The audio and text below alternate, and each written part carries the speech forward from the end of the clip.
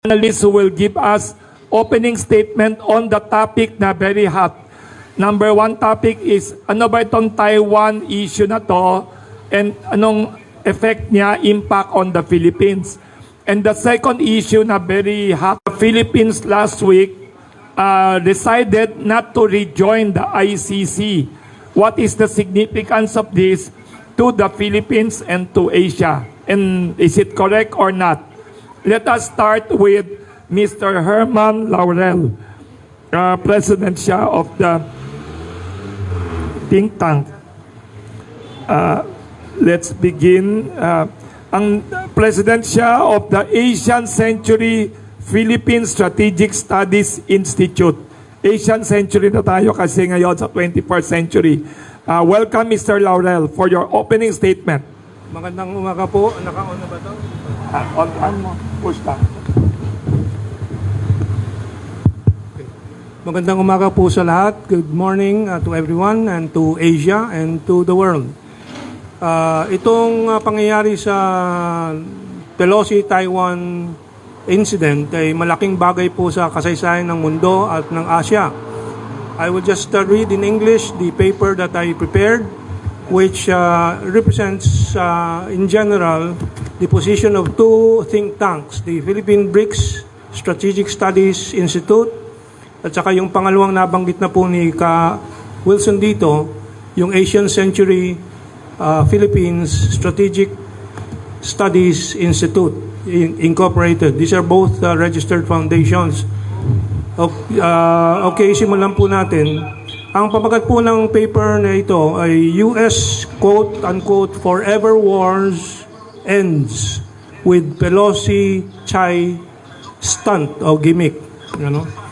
When U.S. Secretary of State Blinken called China's military drills around Taiwan quote-unquote significant escalation, he apparently forgets that in fact the U.S. media speculated on worse scenarios such as Pelosi's plane being forced down on some airfield before reaching Taiwan, and some Western media even cheered China to do it.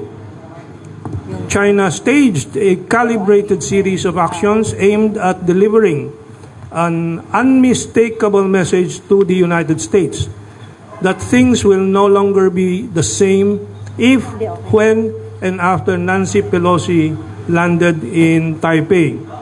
China's 4-day military drills, now extended to 15 days military drills, simulating a blockade of Taiwan, made sure Washington now clearly understands the message loud and clear.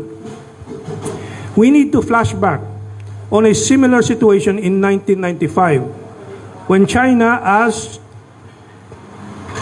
a provocative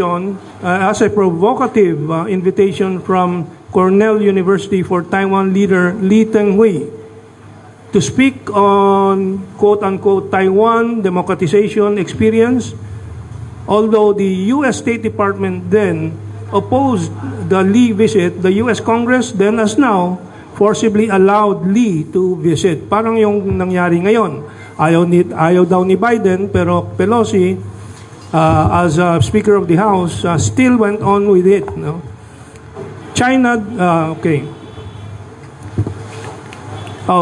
then has now conducted protest military drills with accompanying missile test firings. The U.S. in response staged the largest display of American military might in Asia since the Vietnam War, with the USS Belleau Wood followed by the USS O'Brien and USS McCluskey, and finally the USS Nimitz aircraft carrier transiting the Taiwan Strait from July on to December 1995. 6 warships ang humamon sa China. Winning the battle without fighting. This is what we have seen now. This time around, China's military exercises positioned all around Taiwan, effectively blockading the Taiwan island and cutting off civilian sea and air traffic in and out of Taiwan for the duration of the 4-day military exercises, and firing off a dozen missiles as of this writing, some crossing over Taiwan Island and some splashing down in Japan's EEZ, Exclusive Economic Zone, to the consternation of the U.S. vassal Japan. China's final message in this aspect to both the U.S. and the young belligerent voters of Taiwan: the U.S. can no longer sail its sea forces around the Taiwan Strait when China closes it. Hence, the U.S. security commitments are worthless. And of course, that's relevant to us because there are commitments in the Mutual Defense Treaty which are worthless when a crisis comes. On top of that, China also banned up to 2,000, and now the latest report is 5,000 exports of Taiwan to China, to remind the misguided pro-independence groups that Taiwan's prosperity depends on the People's Republic of China. After 27 years, China has finally won the battle for the Taiwan Strait, achieving control over it against the U.S. in what can be deemed as a fulfillment of Sun Tzu's, quote, winning the war without fighting, unquote, forcing the U.S. now to seek de-escalation and resumption of dialogue and cooperation. This is a victory for the world, preventing further escalation of the U.S. warmongering in the region. Without outside intrusion, peaceful reunification is inevitable. Every nation seeks territorial integrity and national unity. Only the small DPP, Democratic Progressive Party of Taiwan, clique, sustained by the U.S. arms sales graft, yan ang nagbubuhay po sa DPP, yung kanilang kabig mula sa around $10 billion sa annual military sales ng U.S. to Taiwan. Okay. 10 billion? 10 billion, but I did not include it because I have to be more specific, no? But in general, I'm just stating that, no? Okay, and distortion of history inculcated by Taiwan media and the educational system, like Hong Kong, that breeds a base among the youth. China buys over 40% of Taiwan's export each year and growing. Sans, meaning without external meddling, this destines over time peaceful reintegration of Taiwan and China. The Western powers led by the United States have for centuries sought to contain China, abort its rise, and spearheading of Asia's rise. Ang China ang laging nangunguna sa pag-angat din ng Asia over the 1,000 years that has passed. Ano? Taiwan and other islands around it, its southern belly, have been key containment points. The United States attacked Taiwan in 1867, killing Taiwanese. Of course, I can narrate the history, but this is just a short paper. The United States supported Japan's invasion of Taiwan in 1874, and the United States sold weapons to Japan in the first Sino-Japanese War that forced China to cede Taiwan to Japan. Kaya na-colonize po ang Taiwan ng Japan for a while dahil sa tulong ng Estados Unidos din. So, we can see this struggle for the Taiwan and the Taiwan Strait has been going on for centuries. It has only been 73 years from China's 1949 revolution to this day. China has risen from one of the poorest backward nations to the world's top economy, at par overall in military power with the major powers. At the cutting edge in many fields of technology, and most importantly, leading the world to a harmonious community of shared future for mankind, unquote. The alternative to the West's forever wars. The Pelosi charade allowed China to assert its ascendance. Then it upped the ante, cutting off military dialogue talks, cooperation on climate change, and direct sanctions on Speaker Nancy Pelosi and family, highlighting the transgressions and lies from the non-existent Tiananmen Square massacre, Hong Kong human rights violations, and Xinjiang quote-unquote genocide, which the UN Commissioner on High Refugees recently, Chief Michelle Bachelet, recently debunked. With the latest diplomatic and geopolitical shock moves emanating from the Pelosi-Taiwan Strait crisis, came the opportunity for China to turn the tables on the United States. Now it is the U.S. seeking, quote-unquote, de-escalation of China's crescendo of punitive diplomatic, economic, and political measures against the U.S. China will now always negotiate with the U.S. from a firm position of strength. This is the last segment. Asia and the world is safer now. The Philippines, China, and the U.S. The Philippines has been used by the United States for many decades now as a cohort to the U.S. imperialist wars in Asia, from the Korean War to the Vietnam War. President Ferdinand Edralin Marcos Sr. gradually broke the dependency relations with the United States, culminating in the opening up to the socialist states and the establishment of diplomatic relations with the People's Republic of China in 1975. 11 years passed since 1975. Since the Philippine-China Entente, the U.S. ousted Marcos Sr. in a 1986 regime change. The return with Cory to the neo-colonial status survived 30 years until 2016, when the Filipino nation voted President Rodrigo R. Duterte, who thereupon declared, quote-unquote, separation from the United States.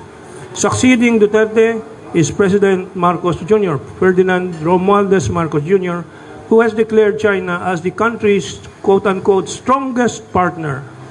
China in the past decade has been passive in the face of U.S. pressure and intimidation.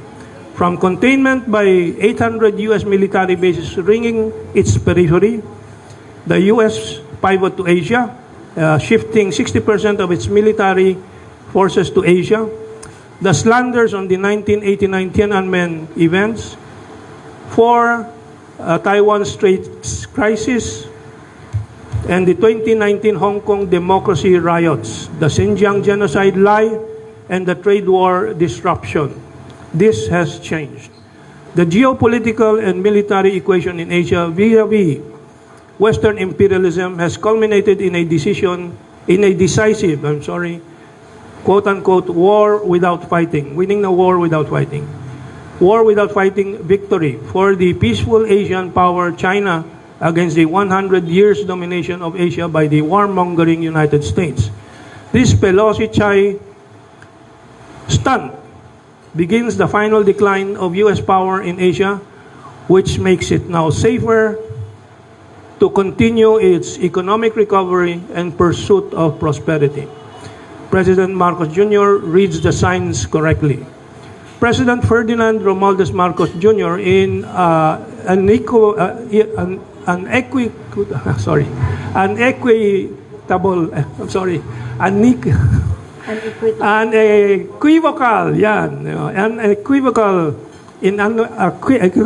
terms by words and deeds, stress the intention to, quote-unquote, elevate Philippine-China ties to a higher level, while still keeping cordial relations with the U.S., receiving all its diplomatic representations, and in the talks with visiting U.S. State Department Secretary Anthony Blinken, Marcos told Blinken, quote-unquote, the Mutual Defense Treaty is in constant evolution. I'd like to think of it. So what does that mean? He is still going to think about it. I think that's the final word at this point, although several media outlets interpret it the other way around. President Ferdinand Romualdez Marcos Jr. is more Sphinx-like, mahirap basahin, with the Americans than President Rodrigo Duterte certainly ever was, who spoke to them like a sledgehammer.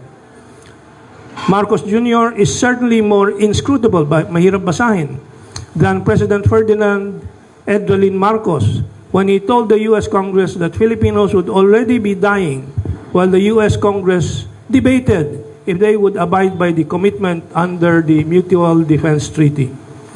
The Philippines echoes as its foreign policy, quote-unquote, friend to all, enemy to none. But is that true reflection of independence? Aristotle said, quote-unquote, a friend to all is a friend to none. In that, quote-unquote, one cannot have with all the people the same friendship that is based in virtue and character, unquote. Yung tunay na kaibigan ay kaibigan na batay sa virtue, kabutihan. Isn't it time the Philippines choose the quote-unquote good friend? We have had 100 years to judge the United States, enough time to declare an enemy of peace as an enemy of all. To achieve this, the Philippines must begin the final disengagement from the warmongering and fading superpower and be one with mankind's campaign to build a new world of quote-unquote forever peace. Against the West's forever wars, quote-unquote. This begins by finally ending the scam that is the Mutual Defense Treaty and vanishing the Visiting Forces Agreement and the Enhanced Defense Cooperation Agreement with the U.S.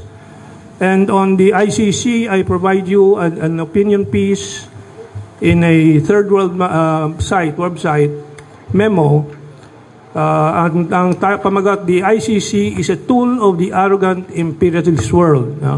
And you can read this. Maybe I'll just read one paragraph. If I did not, have I taken more than 5 minutes? Not yet. Meron na? Sobra na? Yes, maybe one paragraph. Yes. One paragraph. To summarize, so we can open the floor later okay, for ito. questions. Sabi ditong paper na to. Let's consider what is currently going on in Ukraine. For example, there are calls for Russian President Vladimir Putin to be taken to the ICC and charged for war crimes. Barely 3 months into the war, yet we have all witnessed what has been going on for years in Afghanistan, Iraq, Libya, Syria, and Yemen. But everybody has kept quiet. Numerous war crimes have been committed in these countries, and hundreds of thousands, if not millions, the true casualty figure will probably be never known, of people who have been killed, yet there has never been any serious calls for the ICC to prosecute those responsible. And the only time the ICC tried to prosecute the war crimes of the U.S. in Afghanistan, the U.S. threatened to sanction the ICC staff. Ayan po ang aking presentasyon itong araw na to. Thank you very much to Mr. Hermann Laurel for opening statement. Next, we'd like to invite for his opening statement. Suggest we make our opening statement short lang kasi we want to spend more time with the questions. Thank you. Very exhaustive and very enlightening. Next, Mr. Adobe Nawan, Vice President for Internal Affairs, Asian Century Philippine Strategic Studies Institute, for his opening statement on the Taiwan and ICC issue for the Philippines. We request short lang sana kung pwede para we have more discussions sa questions. Thank you.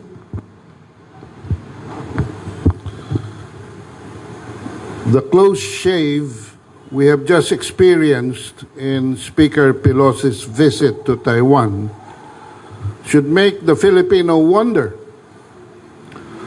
where the United States is getting all its oompa, that in spite of its withdrawal from Afghanistan, 2 recessions, spelling out a depression and an impending defeat in its proxy war in Ukraine, it is still insisting on pivoting to the Asia-Pacific.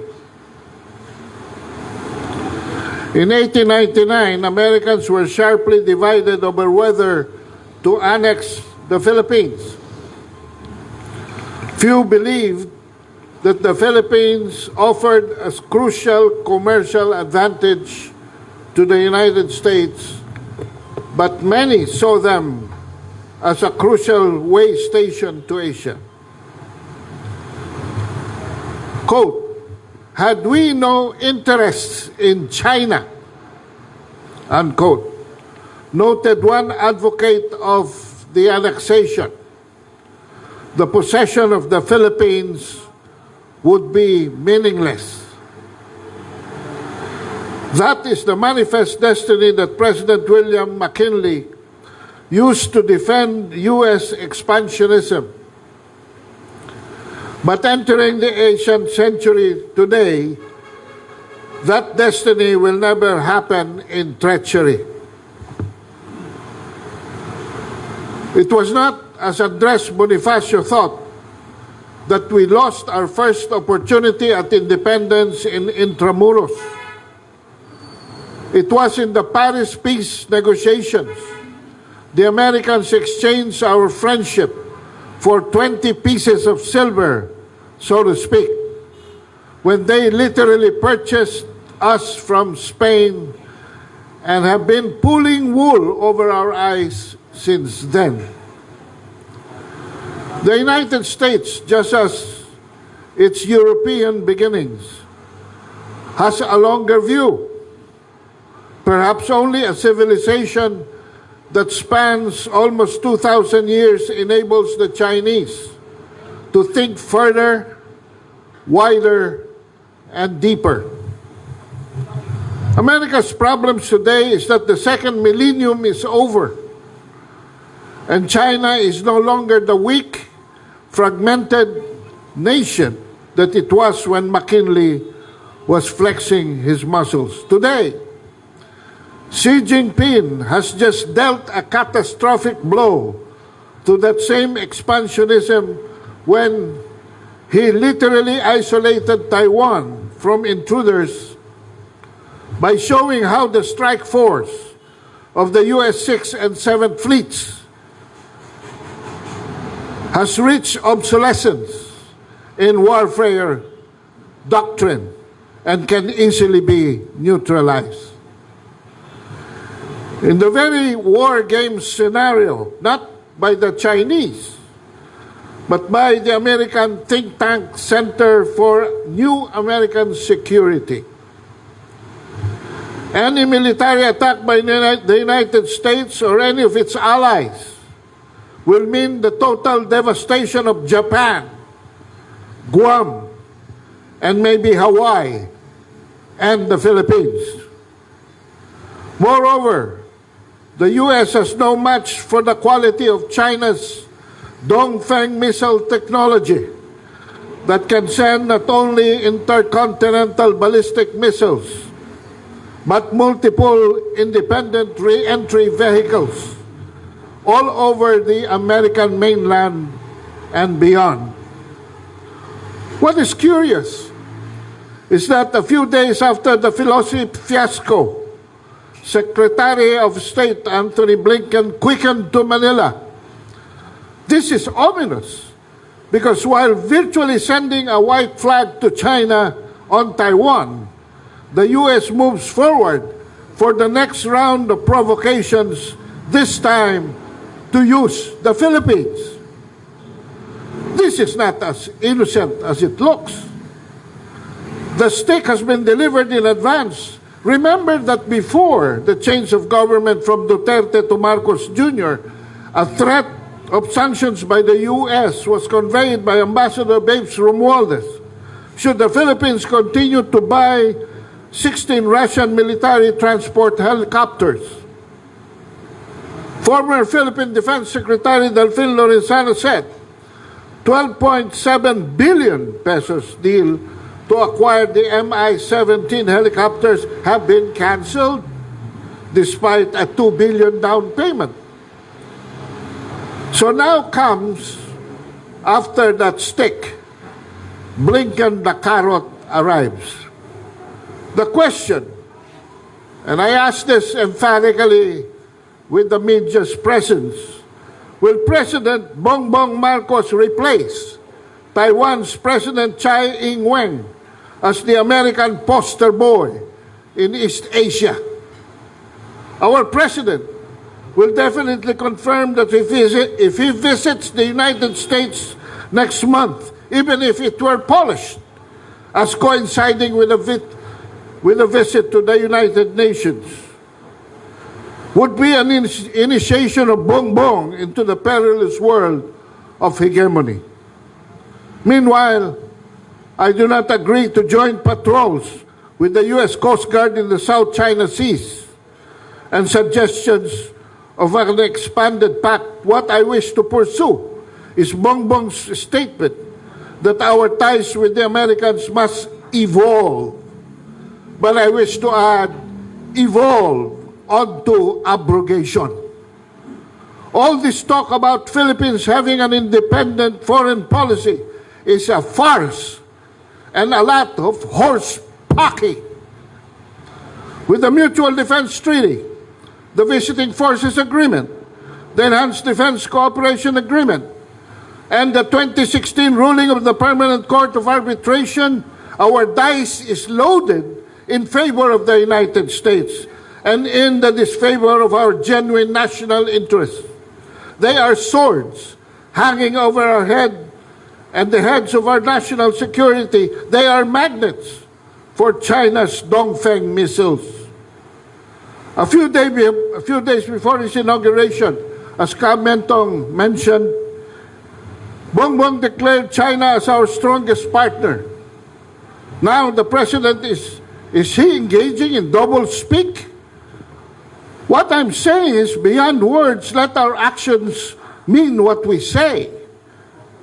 Clearly, concisely, as Duterte would deliver it. There is no need for a balancing act, but always virtue.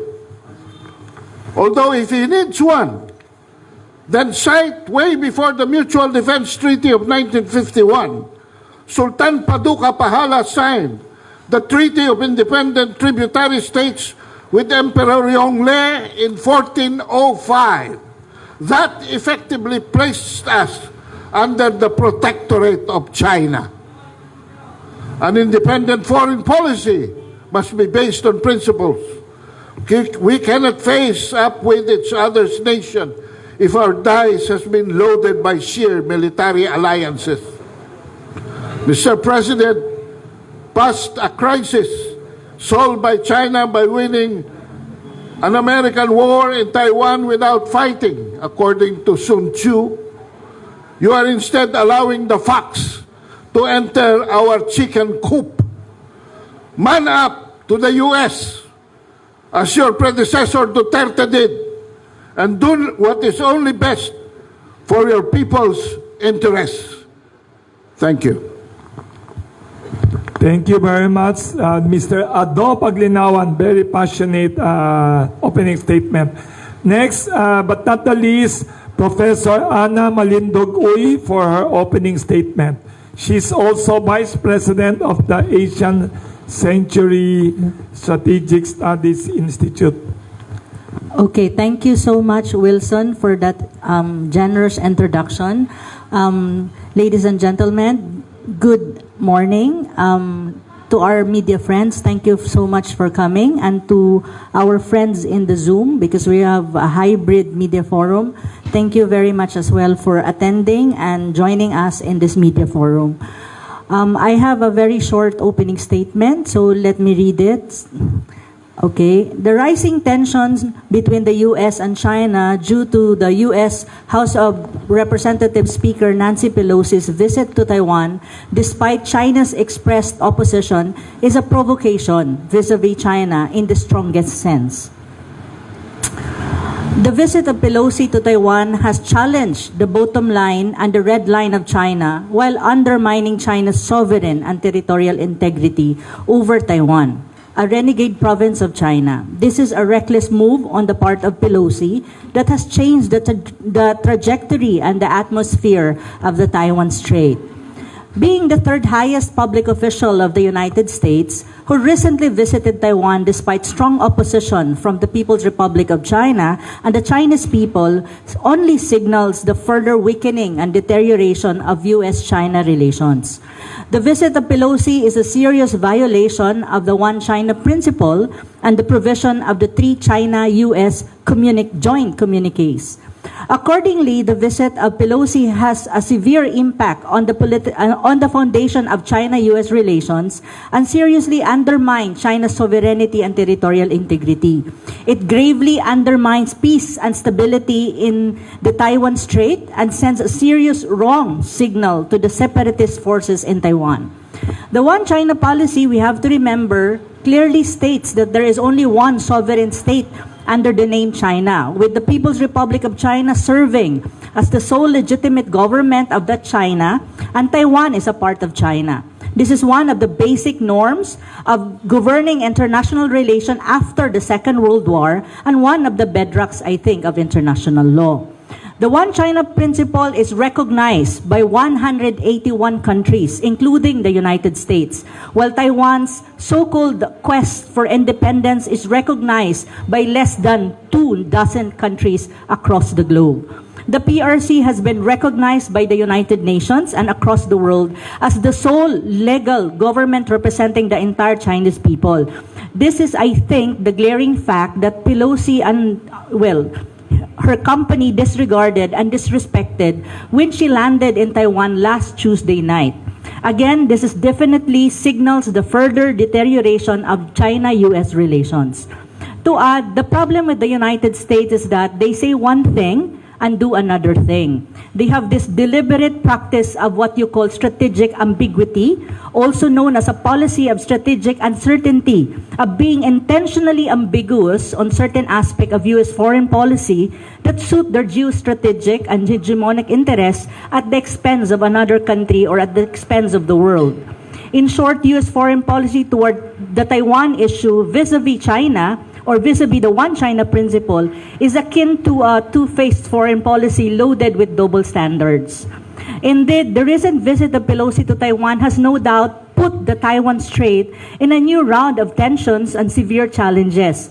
Such an irresponsible move on the part of Pelosi, the Taiwan authorities, and even the U.S. government deserves condemnation, for it puts the whole world on the brink of another world war.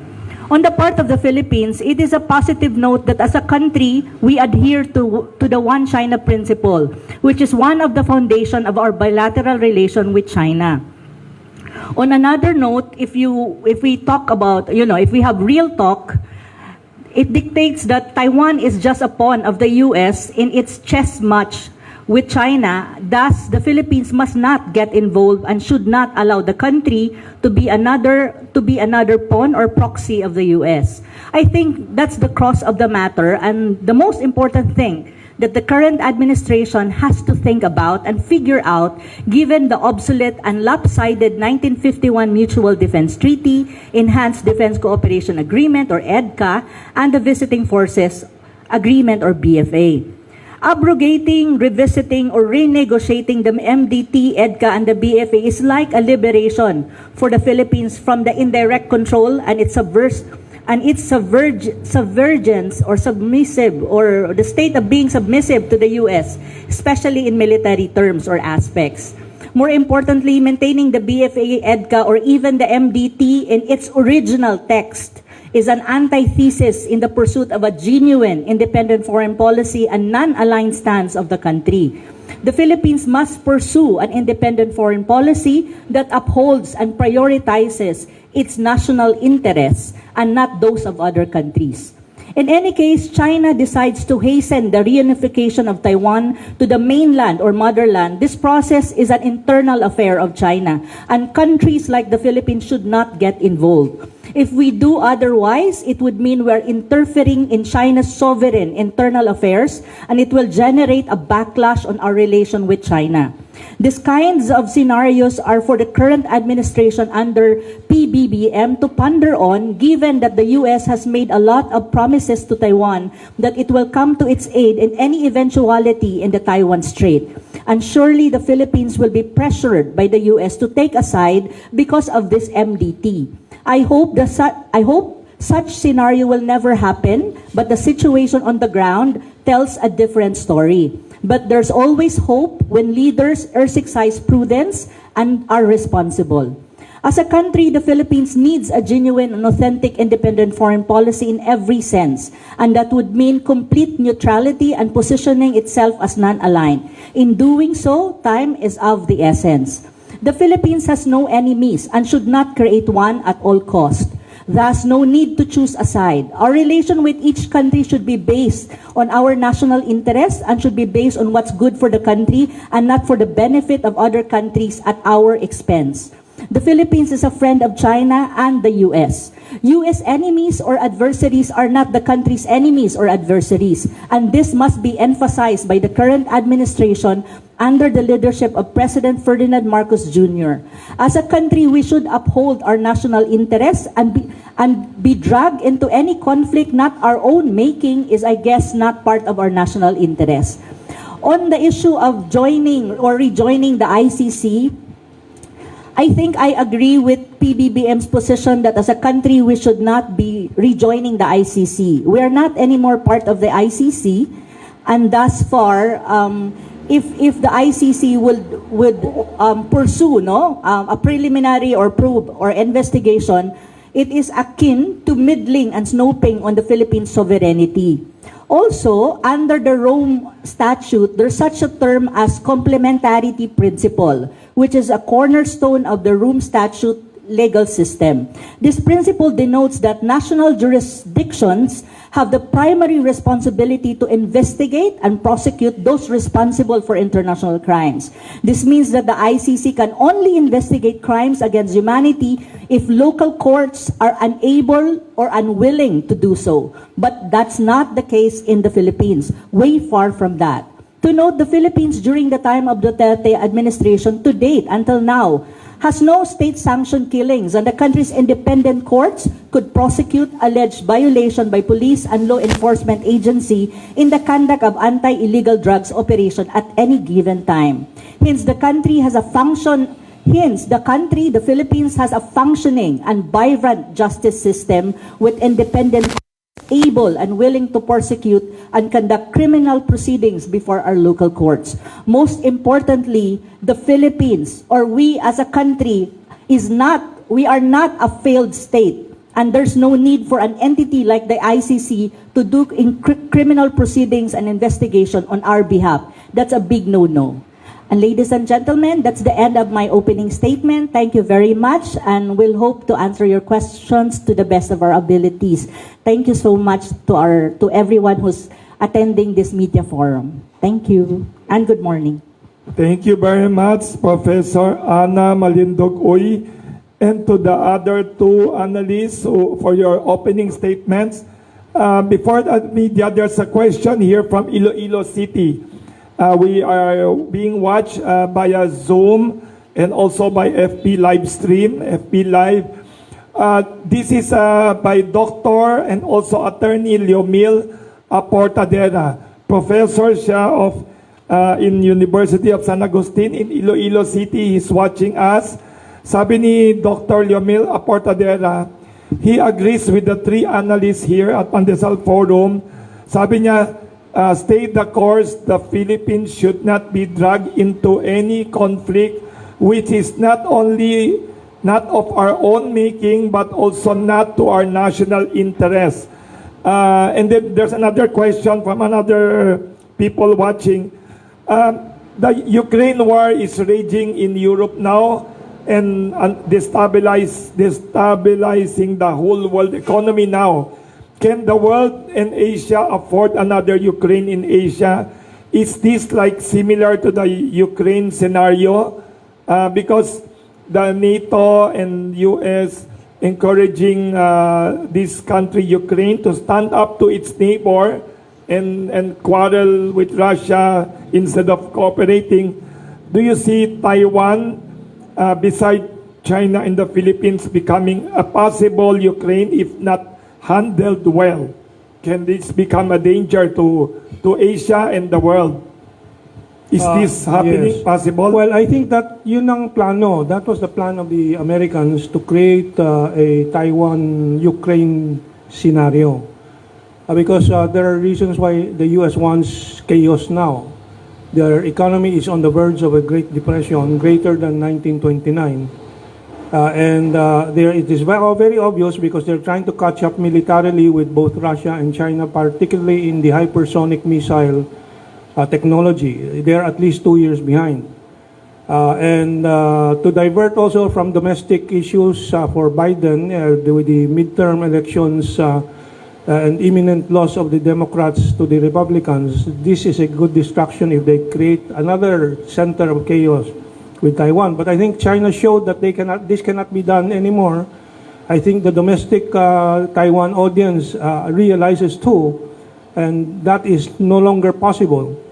I think that the fallback of the United States to create a scenario like that is the Philippines. That's why Blinken has been proposing this joint patrol of the Coast Guard, U.S. Coast Guard with Philippine Coast Guard in the South China Sea.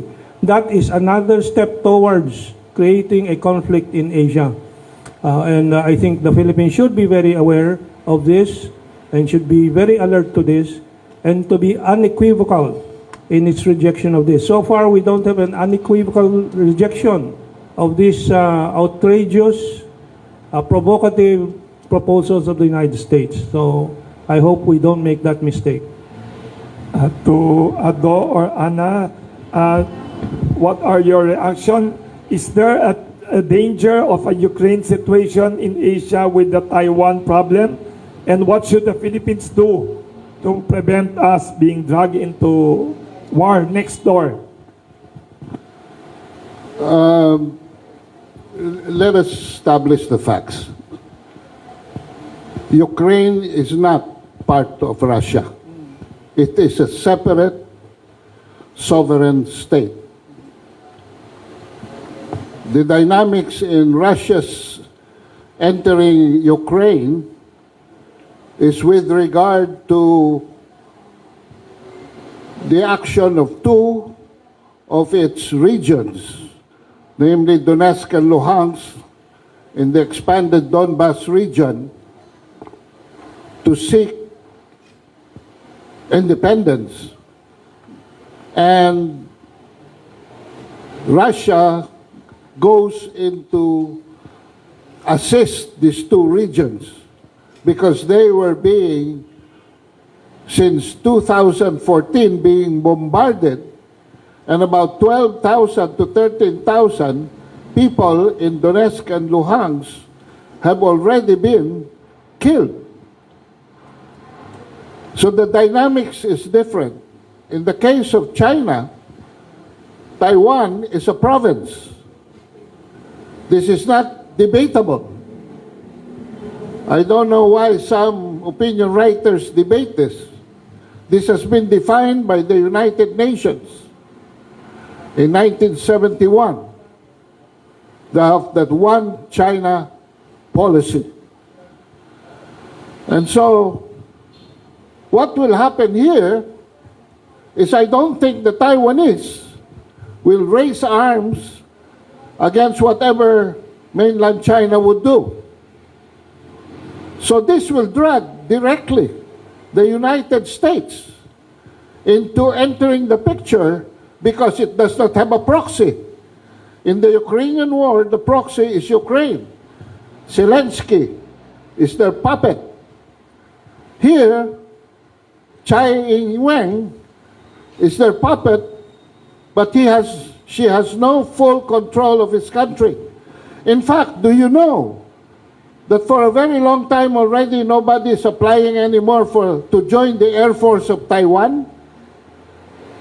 The Taiwanese people do not want war with mainland China. Only the DPP, the party of Tsai Ing-wen.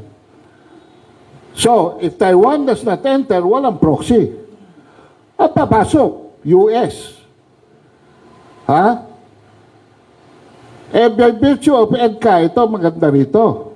We have allowed, or was it Benigno Simeon Aquino who allowed?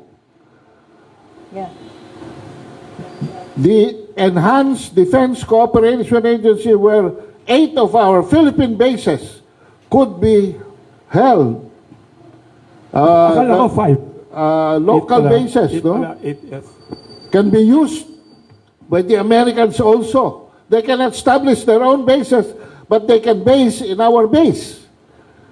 And they're not observing protocols like no entry of nuclear. Maniniwala ba kayo na pumapasok yung mga aircraft carrier na yan at saka yung mga barko ng Amerika dito na walang dalang nuclear weapons? O yung mga aeroplano na pupunta rito na walang bit-bit ng mga nuclear warheads? And nobody's checking about it. Since time immemorial, walang pumapasok dito sa sa East Asia. Lalo na sa China. Na dinuduro-duro ang China. But now China has proven itself to be capable of making not only a counterattack, because their doctrine is active defense. We will not attack unless we are attacked. We will definitely counterattack if we are attacked. Yan ang sitwasyon dito. So I do not anticipate another Ukraine here. Ito nga sinasabi ko sa opening statement ko. But, baka gusto ni Bongbong Marcos. Yan ang bantayan natin. No? Because I'm speaking here for the Filipino people. I'm not speaking here for any government official. Kaya nga, let the policies of this administration be crystal clear as they were crystal clear during the previous administration. And that is, walang magmamando dito, walang mambubuli rito kay Pilipino, Amerikano o Chino. Yun ang policy ni Duterte. So, we don't have to debate on this one China policy. It is already a UN resolution supported by 100 out of 193 members, only 14 are not supporting it. See? So wala nang debate dyan. Tapos na ang debate dyan. The debate is only in the principle of the Americans, in the rule-based, yung kanilang unilateral strategic ambiguity. Thank you, Ado. Alam mo, sorry to interrupt you. May nag-text dito, Attorney Tiboy Reyes, agreeing with what you just said. Ngayon lang, Ado. Sabi ni Attorney Tiboy Reyes, nasa Facebook Live siya, sabi niya, there's a new article in Taipei Times in Taiwan. Sabi niya, 84.9% of the Taiwanese said they support maintaining status quo between Taiwan and China, while only 6.8% want Taiwan to declare independence and only 1.6%. So sabi nito ni Attorney Tiboy Reyes, watching sa FB Live, only the U.S. actually wants Taiwan independence. The Taiwanese people are practical. They don't want it now.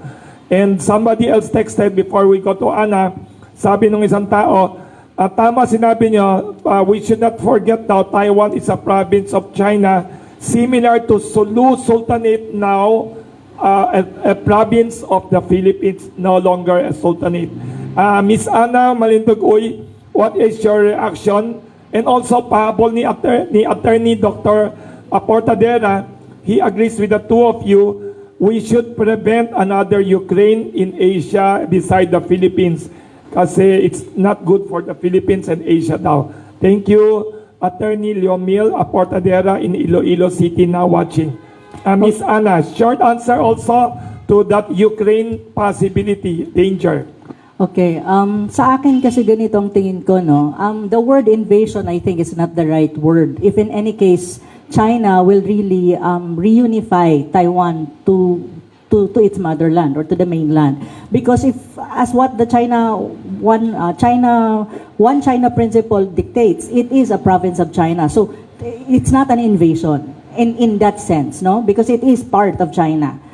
Unlike Ukraine, as what Kaado said, Ukraine is an independent of sovereign state. So ang nangyari doon ng military operation ng Russia, it's really an invasion to some extent, but even Russia does not call it invasion. Kasi hindi naman nila talaga ino-occupy, but they call it military operation. So it really depends on the terminology and operationalization of terms, no? But on the side of Taiwan, it's not. It is reunification. It's just, ang tanong lang dyan is, peaceful ba ang proseso or magiging medyo madugo? Yun yung hindi natin alam. But I think China, as much as possible, based on my studies, no, and readings, it really wants a peaceful reunification of Taiwan to the mainland. So, but they don't rule out the option of, you know, exercising force if necessary. It really depends on the external forces like the United States meddling in the internal affairs of China. Okay, so yun yung konteksto talaga. Now, ang tanong naman dun sa part na, if in any case, pag nagkaroon ng eventuality or sabihin na natin military confrontation in the Taiwan Strait and also U.S. being involved, kasi may mga promeso siya sa, sa Taiwan, ang tanong, ano yung impact nito sa mundo? Of course, it will lead, the world will bleed, okay? If you look at Ukraine crisis, it's already affecting the whole world. Tignan mo ang presyo ng gasolina, lahat, no? Lahat, everything is really affected. The economy of many countries are bleeding. So if you add another gulo in the Taiwan Strait, what will happen to us? Actually, isa sa mga impact na apektado dyan is the Philippines. Please use English now. Sorry, we have foreign media from Taiwan, from Hong Kong. Sorry, please use English now. Okay. Thank you. I'm catering to the Filipino public. We have international journalists watching us. Okay, thank you. Via Zoom. Thank you. Okay, sorry for that. So, in terms of any eventuality in the Taiwan Strait will cause a lot of problems for the whole world, especially economically, no? Like, for example, if China will be engaged and Taiwan will be engaged, supply chains will be disrupted. And China is the economic powerhouse of the world at the moment. So everything is affected. So we don't want that to happen. So that's why we're saying that countries in the world should abide and respect the so-called one China policy. And the U.S. should stop mingling in the internal affairs of other countries so that peace can be achievable. No, that's my point on the whole of this question about the Taiwan issue. Thank you. Thank you, Anna, for your incisive points. Mr. Laurel has a short addition before we go to the many other questions. I would just like to reiterate that China is in no hurry to reintegrate Taiwan with the mainland government. No hurry. They have all the time. China has been there for 5,000 years. What is another 10 years, 20 years? I think the goal of China is 2049 to have the entire nation together. And as I wrote in my paper, the peaceful reunification of Taiwan with the mainland, with the motherland, is inevitable. With 40% in general, but sometimes I think it has now reached 47% of Taiwan exports going to China. Sinong tututol sa unification eventually?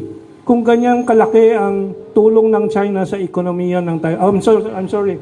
I should say in English. Speaking in English. Yes, we have foreign media, and in fact, the next question is from the foreign media from Taiwan. I'll just finish this. Yes. So I wholeheartedly agree with the text from one of your audience. Yes. That the survey shows 70% at least of Taiwanese. Attorney Tiboy Reyes. Attorney Tiboy Reyes rejects the idea of independence. They want the status quo because they don't want to hurry things up. I think Taiwanese in general know they will be reintegrated with mainland China. It is the United States that keep pushing with the DPP, Democratic Progressive People's Party. That's all, no? It is the U.S. that is desperate to create trouble in Asia. That's all. It's as simple as that. Thank you. Thank you very much. They appreciate what you're saying. We have a question from Taiwan. That's why you have to speak in English. If you want to speak in Filipino or Tagalog, just a few lines, but it should mainly be in English. Yes, I will translate for you. Angie Chen from Central News Agency of Taiwan. Her question is similar to the question of Wesley Chua of Chinese Commercial News. I will read the two journalists' question. The question of Ms. Angie Chen from Taiwan is, President Bongbong Marcos is planning to meet U.S. President Biden in New York and Washington next month in September. Does this mean the Philippines is moving closer to USA compared to China? Similar question by Mr. Wesley Chua of Chinese Commercial News. His question is, do you think President Bongbong Marcos' recent pronouncements regarding Taiwan issue will affect our railway project renegotiation with China? And a question of Wesley Chua is, how do you see that Bongbong Marcos, President Marcos, chose to visit USA first rather than China? Your reactions. Can we start with Ana naman, ladies first? Is this no, or is this wise strategic move to confuse the analysts? or is this... Actually, the question is quite sensitive, no, for me to respond. No, yes. but this is my take on this, no. I think as of now, I don't want to make comments on that, no, because I think if in any case PBBM would be going to the United States to attend a UN assembly or a UN gathering in there, and on the sideline he will meet probably President Joe Biden. So UN is the priority. It's not because of the US. On the sideline, according to reports on the sideline. But I think what is important is to wait and see what will be the outcome if in any case the two presidents will meet and discuss things. I think that's the most important. So I don't wanna preempt anything. But on another note, for the Chinese people, I think it's a little bit hurting because it's actually Foreign Minister Wang Yi who went here and personally gave the personal invitation of President Xi Jinping to PBBM to visit China. So, but I am not sure what's the status of that at the moment. So, it's a very sensitive issue for me, and I don't want to comment at this time until I know what would be the outcome of that possible visit in the U.S. and possible meeting with President Joe Biden, no? Kasi it's hard, no? I don't want to make any suggest or comments on this at the moment, yes. Thank you, Ana. Mr. Ado, paglinawan naman, your comments. Short lang kasi we have many questions. On the other hand, I would like to preempt and comment on it. Go. Why? Because diplomacy is 99% optics. I was a former diplomat, and I know this. And I know that the Blinken visit here precisely is to make sure that Marcos Jr. visits the U.S. before any other country. Preemption na yan eh. Kaya ako, I've always been against appointment of relatives by the President to be the ambassador to the United States. Ang lakas ng labi ng kanyang pinsan ba niya, Tio? O second cousin, I think. Second cousin? I think, second cousin. I think. Ang lakas! Dito pa lang sa Russian helicopter. It's strong lobby In English. by the second cousin of the President, Babes Romualdez. No? So that this happens. And that's why I'm saying that I've always been against nepotism by the President, especially in sensitive positions like ambassador to the U.S. or Department of Foreign Affairs or whatever. Thank you, Ado. Mr. Herman naman, kasi we have so many questions. What I would like to make is a consistent Bongbong Marcos when he said that China is our strongest partner, therefore, you can visit the U.S. after you visit China. Unahin mo muna yung best friend natin. Big priority for our best friend before this treacherous partner of ours who does only its own, pursues only its best interest. Thank you, Ado. Next, Mr. Hermann Laurel. Sorry, kasi we have many questions. In the internet, Short answers, please. in the internet age where anybody of the 7.5 billion individual persons in the world can watch what's going on, diplomacy is certainly perception. So that's the first point, which coincides with Ado's view na it's optics. But the optics, of course, has its limits. That's why I describe PBBM as a sphinx-like. Parang yung statua sa Egypt na hindi mo mabasa, sphinx-like. You're very, very good diplomatic. And the President, BBM now, is taking that position because of number one, he's very new to the position, the responsibility of the presidency. Number two, he has made very unequivocal his friendship with China, his nation's friendship with China. Number three, I think he is forestalling, given the crisis the Philippines and the world, economic crisis the Philippines and the world is in right now, he is forestalling any negative and aggressive initiatives from the United States against his country, and stalling for time.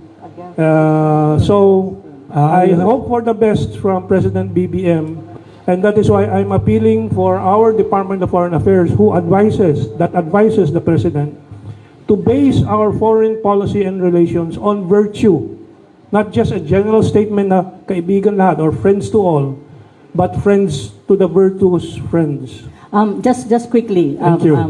Wilson. Yes, just Ana, to add, Malindo, oy. okay. I told everyone earlier that I don't want to make comments. I don't want to preempt things. But there are two things that I think I would expect from the president, the current president, is to think very carefully about the so-called expanded defense pact with the United States.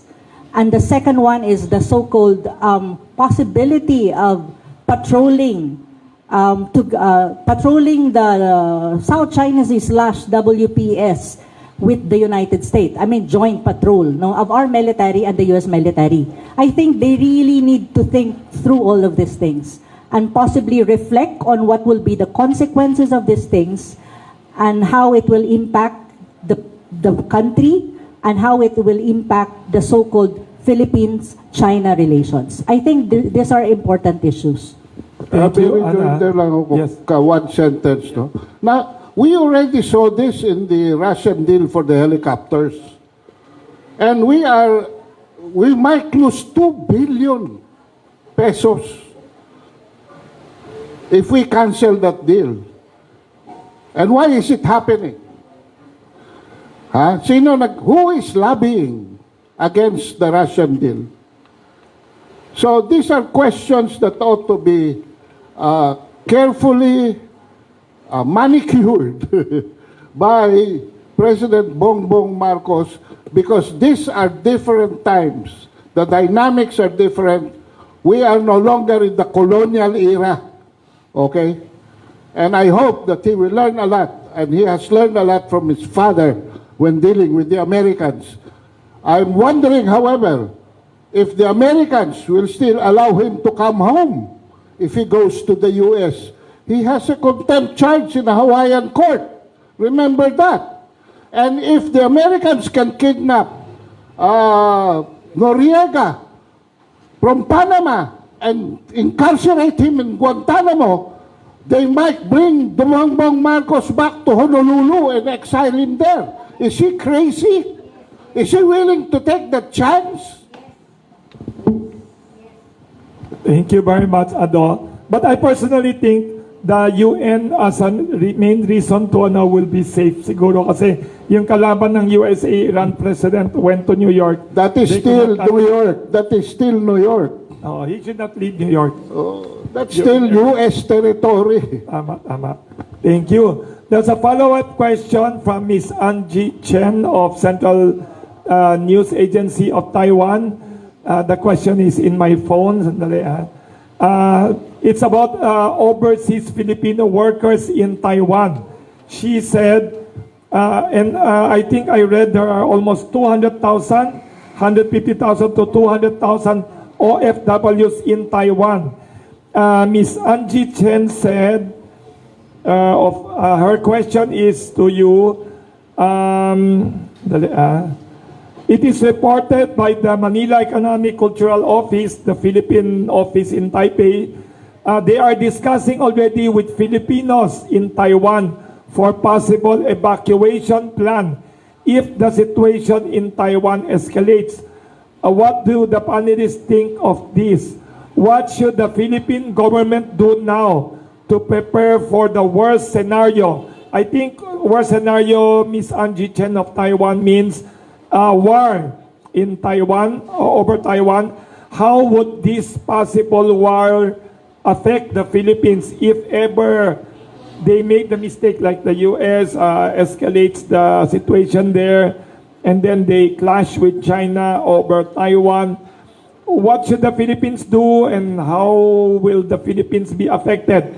Please short answer lang because they have many other questions.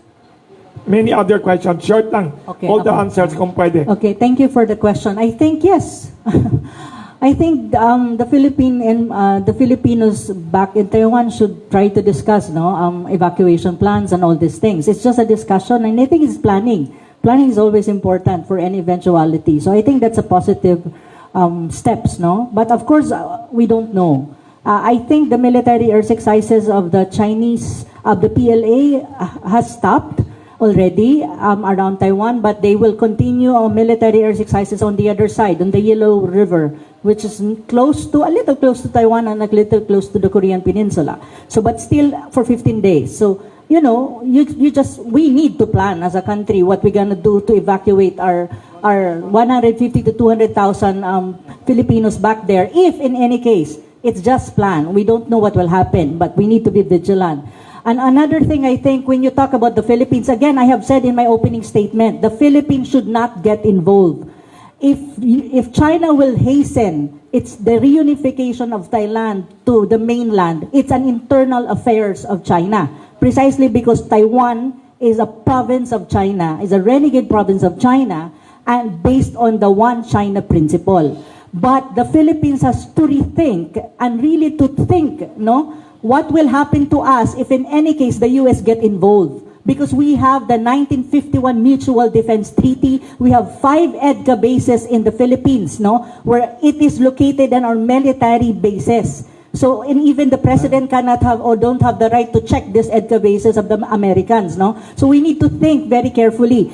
If it's, what if the Philippines get dragged into that, So I think these are the things that the current administration has to think as early as now and prepare for any kind of contingency measure. If there's a need for revisiting the MDT, EDCA, and BFA, then so be it. Do it now, as early as now. Interesting. May follow-up question dyan, Ms. Ana. Yes. You just said now and earlier, Mr. Rigoberto Ticlao, in his column today in Manila Times said that President Bongbong Marcos should now rescind the EDCA treaty of former President Noynoy Aquino. Yes, I've read the Precisely article. because of what you said. I'd like to ask the three of you your short answer lang to your opinion. Should the government of the Philippines rescind this? Kasi Nery Colmenares, the former congressman, when he was here a few months ago, he said when he went to Vietnam and Museum, he saw an exhibit there saying the Americans bombed Vietnam from the Clark Airfield planes sent from the Philippines to Vietnam at that time. At that time, Vietnam could not retaliate. They don't have missiles and everything. If the U.S. uses the 5 EDCA bases to have war with China over Taiwan, would that not endanger us? Yes, I've yun ang tanong ni Mr. Ticlao yata. I've written a lot of articles on this, and I've said in my articles, and I would stand by it, that, China will not attack the Philippines because we're not we're a friend of China. That's established, But if in any case the Philippines will be used as a launch pad to attack China in any eventuality in the Taiwan Strait, in the Taiwan Strait, Taiwan for that matter, then we will be dragged into the conflict. And of course, of course, China will retaliate. At saan ba ang retaliation ng China? Doon ba sa other side of the Pacific? English, China will retaliate retaliate, tayo ang tatamaan. We will be the subject of that retaliation. So, that's why we're saying, tama si Ambassador Bobby Tiglao. We need to resend that EDCA the soonest possible time. It is just an executive agreement. So the President actually has the power to do it. Now, they need to think about these things and probably reflect on these things as early as now, when there is still time. Even North Korea daw could reach us daw with their missiles. Of course, China is not anymore the China of 100 years and 50 years. It is already a powerful country, militarily speaking even, and it's an economic powerhouse. Even in terms of economic, it can flex its muscle. No, so let's be more. I think the country has to think about Neutral. these things. Be neutral. And being neutral is already a requirement for us. It's not as if like it's just a thing. No, it's already a requirement for us to maintain stability as well in our own territorial boundary whatsoever. So Yes, that's my and stand. I'd just like to add that neutrality is not an act to prevent war. I think the Philippines should be anti-war. So neutrality is for peace, actually, what you're saying. Neutrality is just not having a position between what is right and what is wrong. I think for the Philippines to protect itself, it has to do what is right, which is to discourage the forces that are pushing war in our region and the rest of the world, which is to say that we have to advise the United States of America that their decades of hegemony is over, and we do not want that. We must take a virtuous position. I keep repeating that. Number two, the preparations for evacuation and whatever of 200,000 Filipinos in Taiwan is, I think, always necessary but not essential at this time. Because I think the chances of war is 0.0001%, given that the United States has announced, Anthony Blinken, U.S. State Secretary, is calling for de-escalation. Actually, umaatras ng Estados Unidos. The United States is backing down. Internal criticism of Pelosi is overwhelming any support for Pelosi for the stunt that she did. What I think the Philippines should be planning, the DFA, President BBM, and the Department of Defense should be planning is how to encourage the United States to step back continuously and accept the multipolar world. Tanggapin na ng Estados Unidos. The United States should accept that it is just one of the powers and its aspiration or its hope to restore its hegemony over Asia is over. Tapos na ang Estados Unidos. Thank you very much. Any excessive pressure of the Americans to bring back their power here is the thing that will lead to war and to their defeat, undoubtedly to their defeat. Thank you. There's a short comment here from one of the people watching via Zoom or via Facebook Live. Ateneo de Manila University Professor Dr. Joby Miroy. Comment niya for the three analysts here. It seems the Philippines is in a sweet spot of being wooed by two superpowers. Actually, third, may Russia pa. We should play our cards right and decide rationally and not use emotions to decide emotionally. So, even Professor Joby Miroy, educated in Europe to, sabi niya, we should be rational. I agree with him. And Professor from Iloilo, Leomil Portadera, also added to the question of Taiwan journalist Angie Chen, one of the pillars of our foreign policy in the Philippines is the welfare of our OFWs who are in every part of government. We don't want destabilization in our region, not in Taiwan. There's another one, Jake Ortiz of DWAD, I think radio station ito. If ever President Bongbong Marcos will abrogate BFA and EDCA, in your analysis, will the Americans try to question of DWAD? Well, all the U.S. sanctions have not worked. They sanctioned Russia.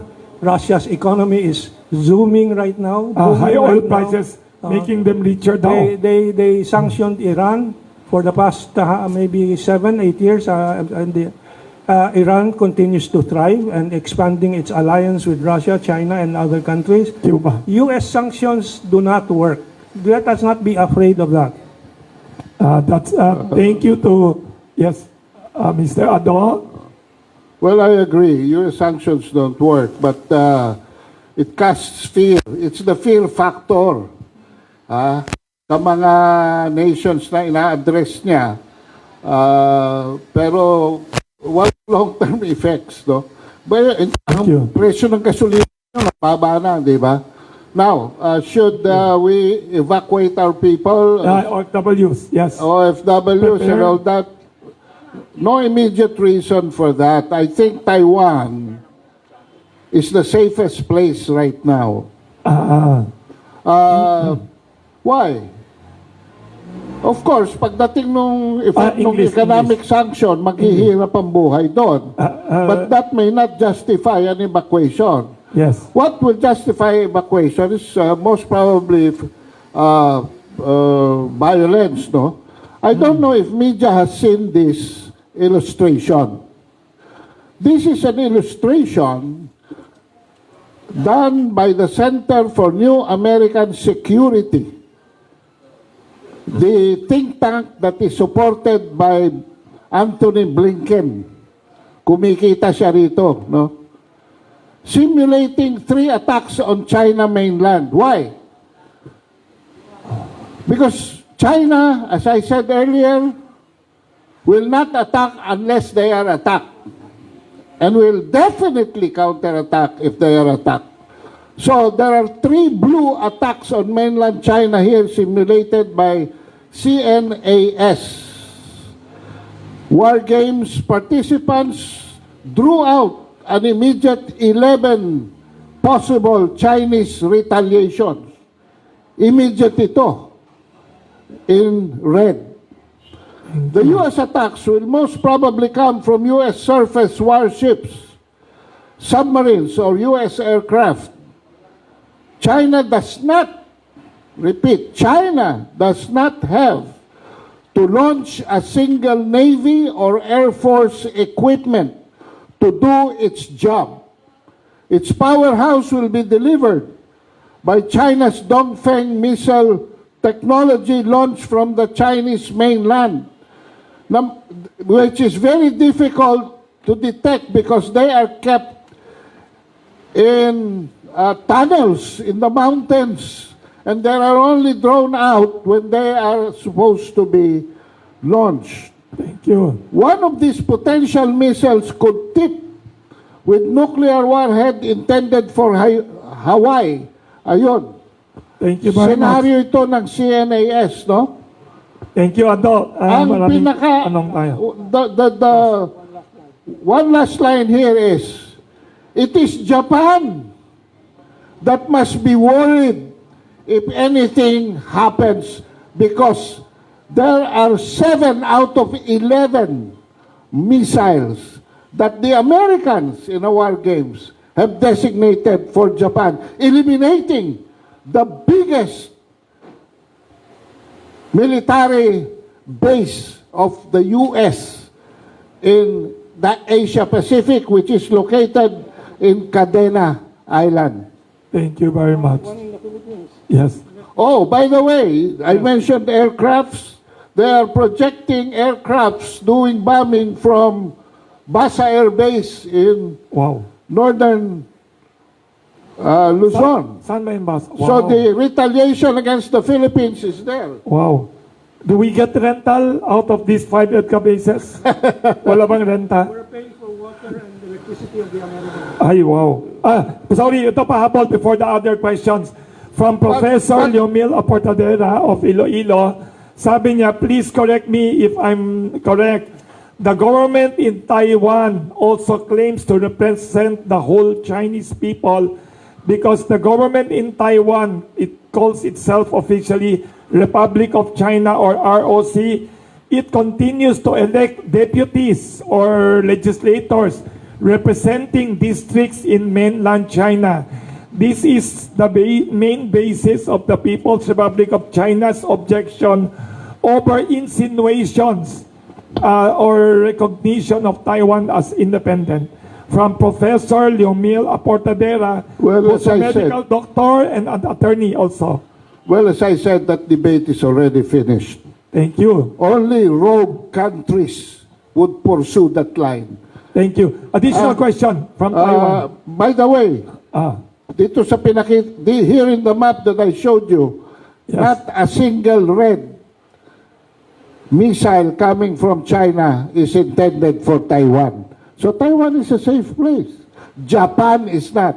The Japanese should be thinking very carefully that before the U.S. annihilates any American force operating in the area, Japan will be first to go down. Thank you very much. We have time to summarize your points. Do we have any last questions from the media here on the floor, just in case anyone wants to ask one or two more last questions? Yung pandesal ni Clarissa, dapat ready. So, maybe one more last question for everyone here. Again, what do you want the government of the Philippines to do regarding the Taiwan problem? Aside from not being a pawn, sabi nga ni Ms. Ana, and not being part of the rivalry, can the Philippines be a peacemaker and ask U.S. and China to shake hands instead of quarreling over petty issues? Can the Philippines, can Bongbong Marcos go to the U.S. and tell the U.S. politicians, please stop quarreling? Can we do that? Can the Philippines, instead of being a pawn, be a peacemaker? That's my personal question. Sorry. Can we not change our role, being a pawn, being a puppet, now so-called? Can we be a peacemaker, tell the U.S. and China, be friends so the world economy can grow instead of go down? That is my message, to be a virtuous participant in geopolitics. To be virtuous means to take the right side, the good side, the productive side, and that side is that side of peace, and to shun, to advise against the side that creates the wars. I think that speaks for itself now, and it's up to the PBBM to make it a reality. Yes. Can we, yes, Ms. Ana Malindog Uy. Okay. For me, it's like this, no? Actually, PBBM had the chance to be a peacemaker. But I was a little bit, I'll be very frank, a little bit disappointed. Kasi ang sinabi, what he said captured by the different reports from different media is like this. He said, to be perfectly candid, I did not think it raised the intensity. It did not raise the intensity. It just demonstrated how the intensity of that conflict has been. It actually has been at the level for a good while, but we got used to it and put it aside. That's his statement when he met with Biden. For me, Blinken. But for me, he could have said, he should have reminded Blinken that peace and stability in the region is primordial, and the Philippines adheres to one China principle, and that the Philippines is for peace, not war. I think it should have been the message to Blinken, no? To reassert that, we want peace in the region. We don't want anything that happens to disrupt the peace and stability of the region. And he should have said to Blinken that, please, America, let's be all responsible players in the Asia-Pacific or Indo-Pacific region. So that's my reaction, actually, to that statement reported in different media. But of course, I trust the President that he knows what he's doing. I trust him that he has good people around him who can give him advice what is good not only for the country but for the region. Thank you. And there's a comment here or question from one of our audience on FB Live. Sabi ni Miel, Pelosi's visit to Taiwan was clearly a provocation. But it is not only Taiwan that the U.S. is considering to use as another Ukraine. Given that the U.S. has trained our educated AFP commanders that have facilities within our bases courtesy of EDCA. Many politicians don't question U.S. foreign policies here. The Philippines could be the next Ukraine. we should campaign against U.S. possible use of the Philippines for any war. We should not applaud the escalation of U.S.-China tension. From Miel, pakitanong anong full name ni Miel, Ms. Clarissa, watching by FB Live. And many other questions here. We don't have time, but we could siguro request all our analysts and to please summarize all your good advocacies and analysis in your closing statement. We begin with Mr. Hermann Laurel on my right.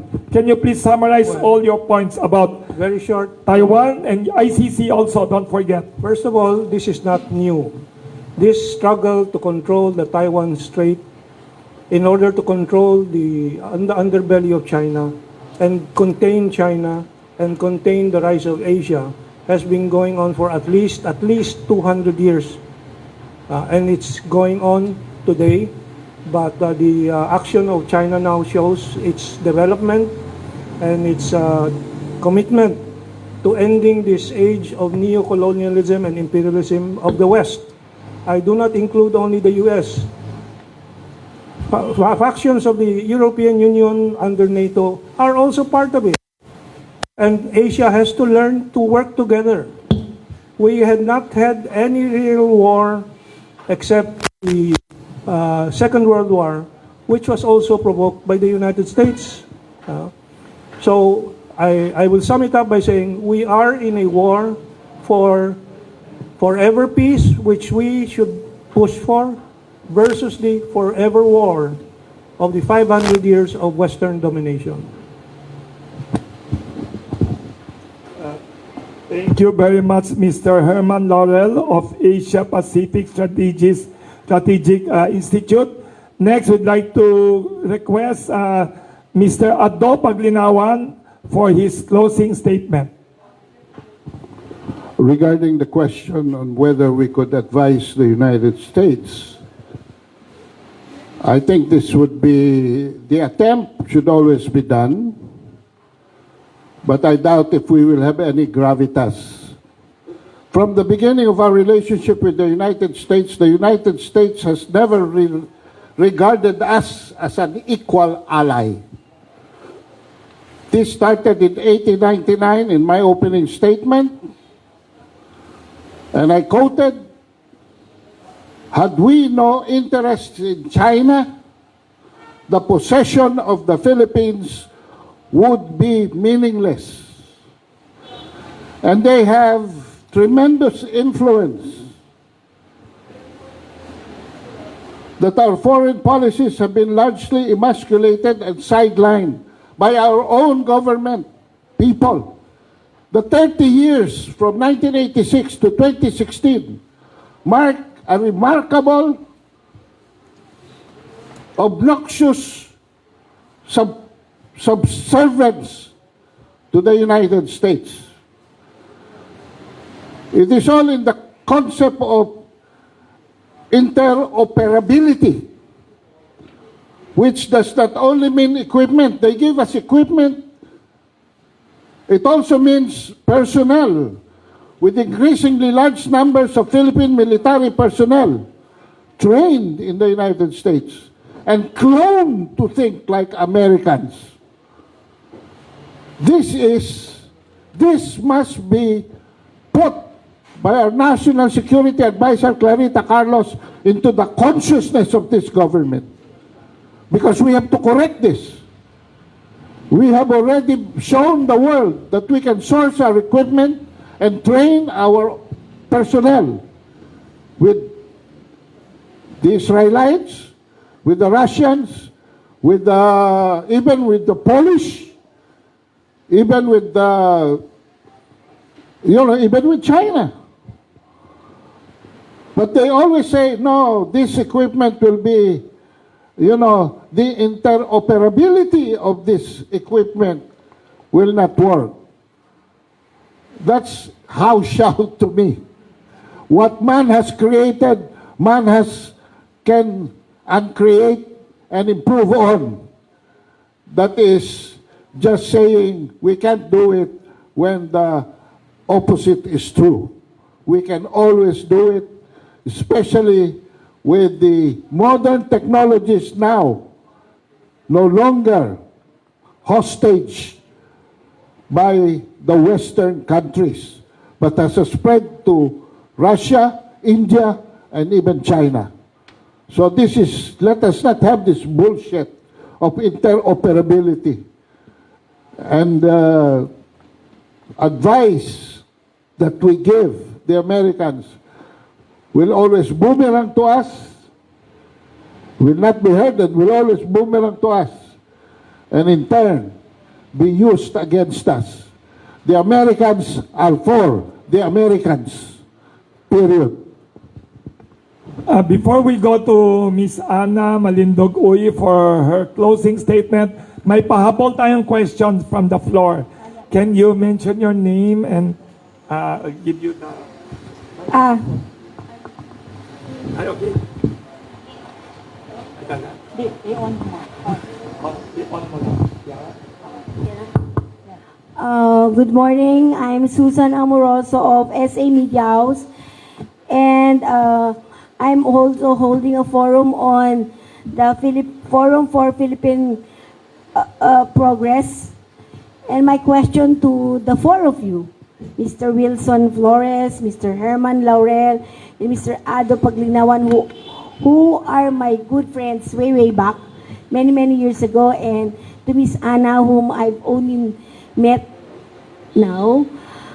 What makes the Philippines the sweetheart of choice by the new three superpowers in the world, China, Russia, and the U.S.? Good question. Can we answer briefly? Tapos, yes, Ms. Ana muna, everyone, why the Philippines now? Why the superpowers are choosing us to parang like quarrel over us or dragging us into their rivalries? Why? I think it really boils down to one important thing, no, one important factor. It's basically the geopolitical situation or location of the Philippines. We have a geostrategic location, which superpowers, I think, like China or even, well, actually, the United States has been there to, it's like the Philippines is like a U.S. outpost in the Pacific. So it's really our geostrategic location. That's one. So that's a very important factor. That's why we're like sandwiched on all of these things. So yeah, that's my answer. Mr. Ado, a short answer, and everyone, yes? Why? Ado is passing, so Yes. I will just say that remember these three names, no? The Philippine Strait, the Cebu Strait, and of course the islands of the Philippines, because the two are choke points to prevent China from exiting the China Sea area into the West Pacific, to the West Pacific, and on to Hawaii, Guam, and so on. And of course, the islands of the Philippines as a staging point for missile attacks on China. So, yun pong tatlong points. The islands, the Luzon Strait, Philippine Straits sa taas, and the Cebu Straits. Yun lang po. Mr. Ado. My answer is in when you get a map of the world from National Bookstore, there are two versions. If you get the Western version, you will not appreciate what I'm saying. But if you get the Asia Pacific version, you will, when you open it, you will see the Philippines right smack in the middle of the map. And this is where tremendous trade passes. And not only that, it's being used by superpowers to flex their muscles from the west to the east and east to the west. And insofar as America is concerned, I think the answer is we have 3 million hostages in the United States of America called Filipino Americans, who have chosen to be citizens of the United States. So yun lang po, a short one. Thank you. Tinanong din ako kanina, kaya a short answer ako. I think geography and history. Geography, we're right in the center of the Asia-Pacific region. That's why yung galleon trade noon, 250 years, Philippines was the middleman between China and Latin America and Europe. And number two, history. I think one reason, we are the only former American colony, I think, in the world, or at least in Asia. So we are already culturally part of them, parang psychologically. So it's easier to convince the Philippines that they are here for our security daw. But actually, they are everywhere for themselves, like all countries in the world. We should not forget, every country is out for their own national interest. Not true that they are here to be security guards for free in 5 bases in the Philippines for free. No such thing in the world. Not even the Pope would do that, I think. Spend billions of pesos every year to be security guards for free. So yun, I think, geography and history. Maybe one more question before the last closing statement of Ms. Professor Ana Malindo. One more question? Okay na? Yes. Closing statement from Professor Ana Malindo. Again, the three of them are analysts of the Asian Century Philippine Strategic Studies Institute. She is Vice President for External Affairs there and a geopolitics analyst and columnist, Professor Ana Malindo. Okay, thank you, Wilson, for hosting us here in Kamaning Bakery, and thank you to our media friends who attended the media forum for listening to us as well, and to the friends in Zoom. No, thank you very much for giving your time to us. I would just reiterate my opening statement because I think this is the cross of the matter. No, again, real talk wise dictates that Taiwan again is just a pawn of the U.S. in its geostrategic interests, and the Philippines, whatever happens in the Taiwan Strait, as much as possible, should not get involved and should not allow the country to be a pawn or another proxy of the U.S. And when you talk about the military agreements with the United States, I think it's high time for the current administration. It was done actually during Duterte administration. No, there was a genuine impetus during the time of Duterte to review all of these military agreements that we have with the United States. But I think it was stalled. No, but in this administration, I think it's high time for us to revisit, review, and see if it's really necessary and it applies to the kind of world order that we have.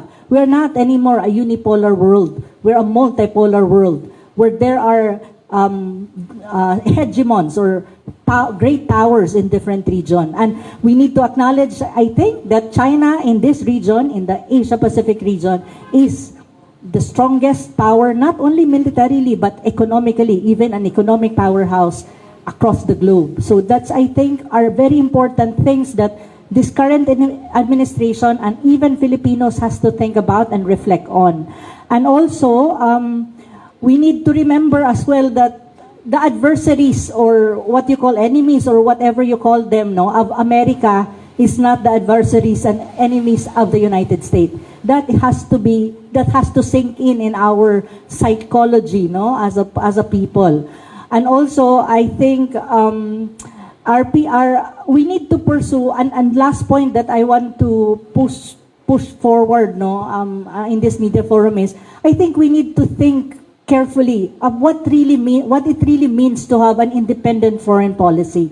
Because balancing is not really an independent foreign policy, it's just a balancing act. So I think the current administration has to reflect. It has to define what you call national interest of the Philippines. And one basic thing, no, in this national interest, being dragged into any conflict, military confrontation, is not to our advantage and it's not our national interest. And also basic thing in geopolitics, no, you have to know where you are located.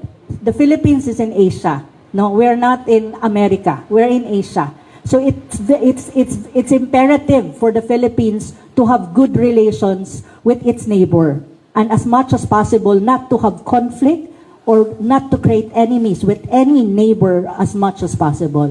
So thank you so much again, and I appreciate everyone who asked questions and everyone who made comments based on our statements and responses to the different questions. Thank you so much, and have a pleasant morning to everyone.